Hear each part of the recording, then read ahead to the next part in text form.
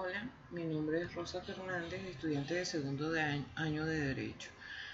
En la presente oportunidad me corresponde exponer sobre la unidad número 1 de Derecho Administrativo, dictado por el profesor Jaime Torreal.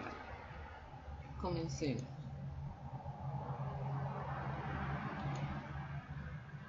Como derecho administrativo, según Lares, Gordillo y Bruguer Carías, la consideran como aquella rama del derecho público que regula los sujetos de derecho o personas jurídicas que conforman el Estado.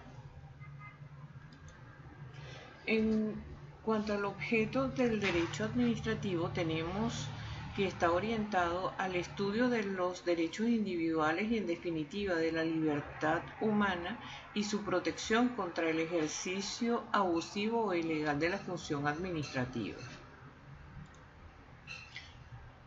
La ubicación del derecho administrativo se encuentra ubicado en la parte del derecho público e interno. Público porque maneja los órganos del Estado, y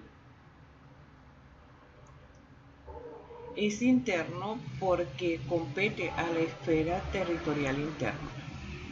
En cuanto al contenido, tenemos que regula la función administrativa gubernamental, regula los servicios públicos, estudia las condiciones predominantes en la organización de las empresas del Estado y estudia el estatus del conjunto de los órganos de la administración. También estudia las normas de conexión con otras disciplinas. En cuanto a la relación con otras disciplinas, tenemos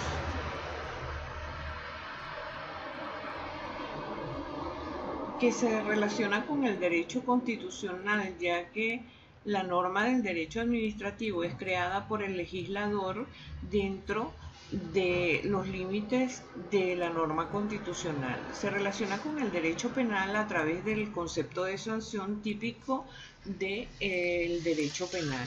Se relaciona con el derecho financiero, y esto es así porque las funciones y los modos de aplicación de las normas financieras son esencialmente administrativos.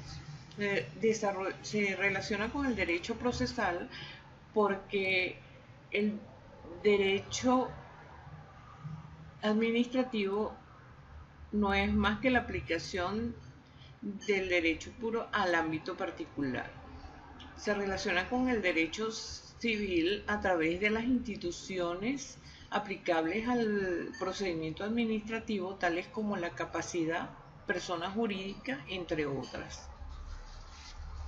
Con respecto a la teoría de la separación de poderes, tenemos que todo Estado tiene tres poderes, los cuales son el legislativo, el ejecutivo y el judicial.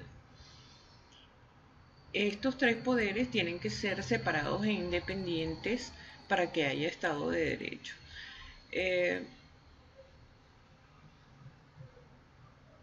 Ya que de no ser así, si los tres poderes se encuentran reunidos en una misma persona o en un grupo de personas, el poder sobre la vida y la libertad de los ciudadanos sería arbitrario o podría tener la fuerza de un operador. A partir de la entrada en vigencia de la Constitución de 1999, en Venezuela hay 5 poderes ubicados de manera horizontal, que son el poder legislativo, el ejecutivo, el judicial, el poder electoral y el poder ciudadano. De esta manera, la doctrina jurídica liberal se plantea el llamado dogma o principio de separación de poderes. Con la división de poderes se evita la concentración excesiva de poder en manos de una sola persona o grupo de personas.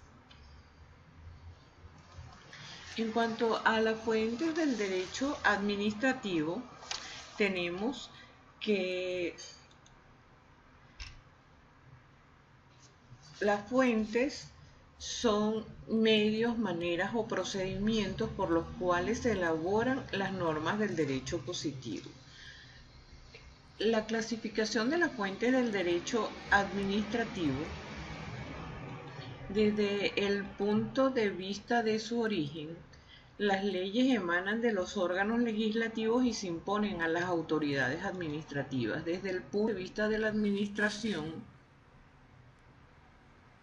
porque procede de ella misma, por ejemplo, los reglamentos. Son fuentes del derecho administrativo la Constitución, la ley, los tratados internacionales, los decretos leyes, los principios generales del derecho administrativo, la costumbre administrativa, la jurisprudencia, la doctrina, las medidas de orden interno. En cuanto a la ley, tenemos que tener muy presente la reserva de la ley, ya que hay materias que solo deben ser reguladas por leyes y no admiten regulación por decreto del Poder Ejecutivo.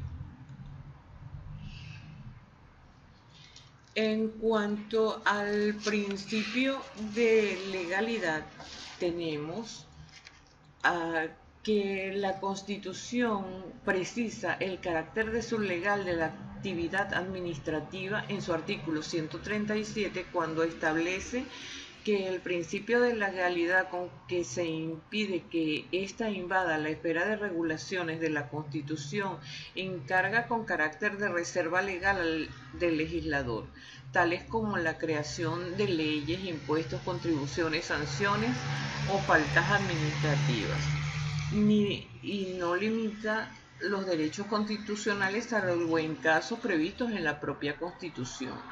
Se dice entonces que estamos en presencia de una administración reglada, es decir, obligada a cumplir todo aquello que le impone la ley y nada puede hacerse cuando no hay base legal. Este criterio definitorio tiene su contrapartida en el principio pro libertatis, que implicaría que los particulares pueden realizar aquellos actos que no estén expresamente prohibidos por la ley. Este concepto nació como consecuencia de la expresión de la voluntad popular expuesta por Rousseau y la división de poderes de Montesquieu, con la influencia de la teoría de los derechos naturales desarrollada por Locke.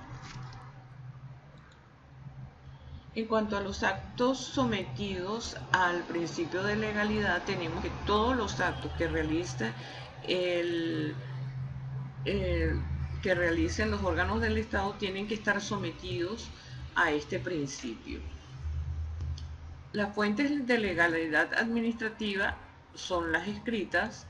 Entre ellas tenemos la Constitución, la ley, los decretos leyes, los instructivos presidenciales y las resoluciones administrativas.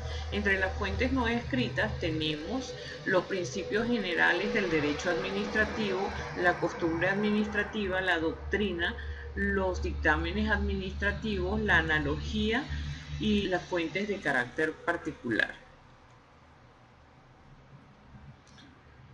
Las formas de ilegalidad administrativa, entre ellas tenemos la inconstitucionalidad administrativa, en la cual se puede observar la inconstitucionalidad de los actos administrativos y la usurpación de poderes y de autoridad.